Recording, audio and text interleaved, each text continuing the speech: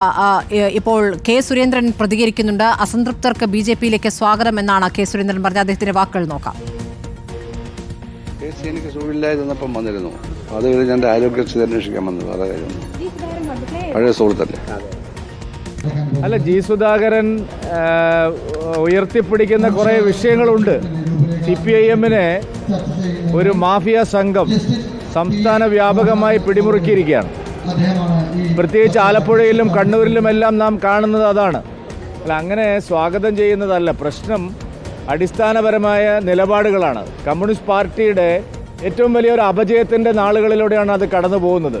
സ്വാഭാവികമായും ബംഗാളിൽ സംഭവിച്ചതുപോലെ, ത്രിപുരയിൽ സംഭവിച്ചതുപോലെ ആ ഒഴുക്ക് ഇങ്ങോട്ട് തന്നെ ആയിരിക്കും, ഒരു സംശയവുമില്ല. ഞങ്ങൾ ഏതെങ്കിലും ഒരു വ്യക്തിയെ ലക്ഷ്യം വെച്ചുകൊണ്ടല്ല.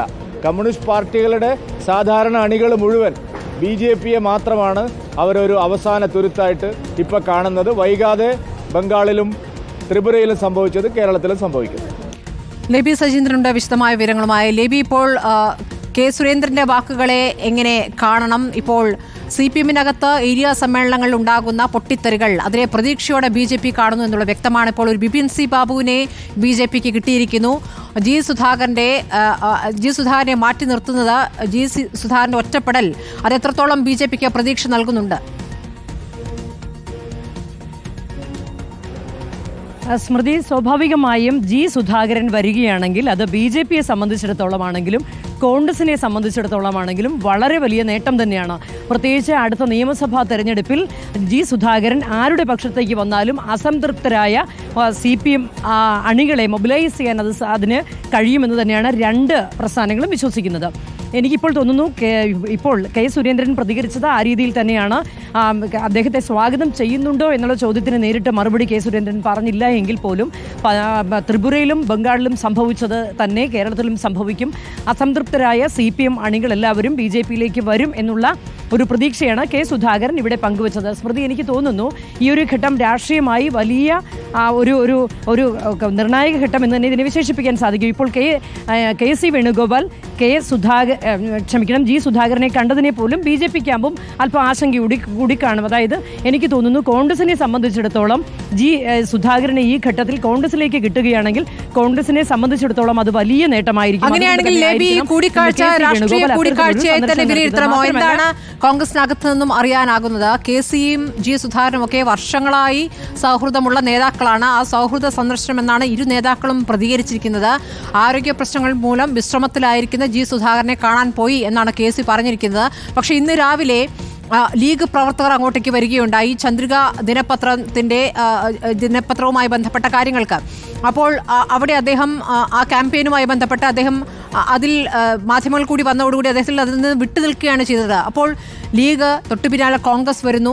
അപ്പോൾ അതൊരു സൂചനയായി കാണേണ്ടതുണ്ടോ? എന്താണ് കോൺഗ്രസിനകത്ത് ഇതുമായി ബന്ധപ്പെട്ട ചർച്ചകൾ, ലേബി?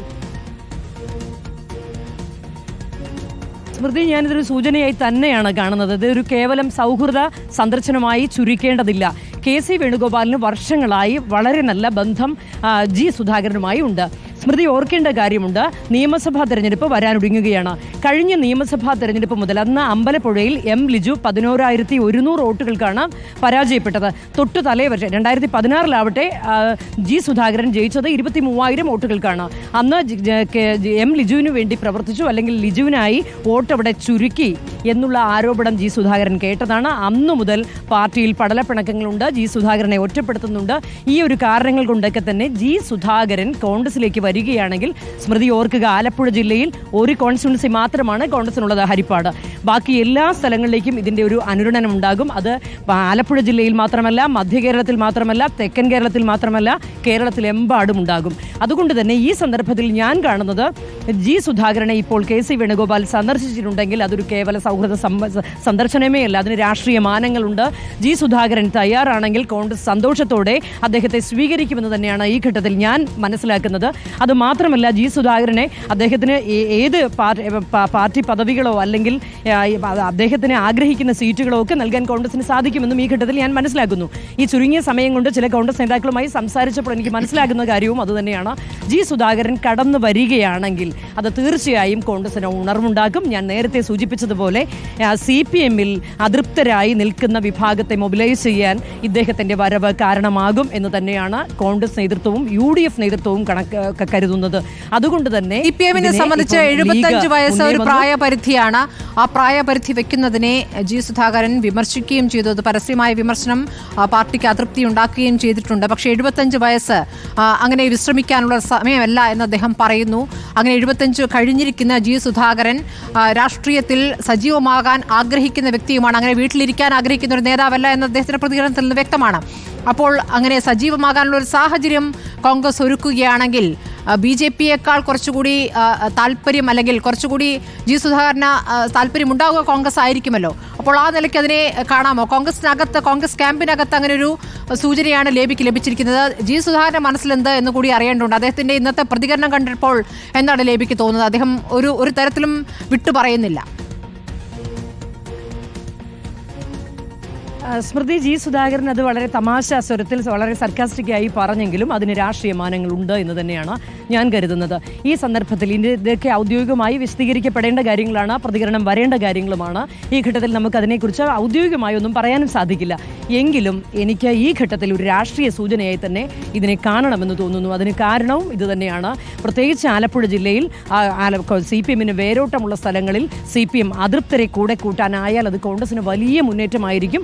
2026 നിയമസഭാ തെരഞ്ഞെടുപ്പിൽ ഉണ്ടാക്കുക. നിയമസഭാ തെരഞ്ഞെടുപ്പിൽ മാത്രമല്ല, വരാനിരിക്കുന്ന ലോക്കൽ ബോഡി ഇലക്ഷനിലും അത് വലിയ പ്രതിഫലനം ഉണ്ടാക്കും. അത് ഈ ആലപ്പുഴ ജില്ലയിൽ ഒതുങ്ങുന്നില്ല, മധ്യ കേരളത്തിൽ ഒതുങ്ങുന്നില്ല, തെക്കൻ ജില്ലയിലേക്കും അതുപോലെ തന്നെ കേരളമെമ്പാടും അതിൻ്റെ ഒരു വലിയ അനുരണനം ഉണ്ടാക്കും. സ്മൃതി ഓർക്കുക, ഇപ്പോൾ സന്ദീപ് വാര്യർ BJP-യിൽ നിന്ന് വന്നതുപോലെ പോലും ആയിരിക്കില്ല, അതിനേക്കാൾ വലിയ ഇമ്പാക്റ്റ് ആയിരിക്കും അതുണ്ടാക്കുക. ജി സുധാകരനെ പോലെ സർവ്വസമ്മതനായ ഒരു നേതാവിനെ കോൺഗ്രസ് പാർട്ടിയിലേക്ക് കിട്ടുകയാണെങ്കിൽ അത് വലിയ സന്ദേശങ്ങൾ കൊടുക്കുകയും ചെയ്യും.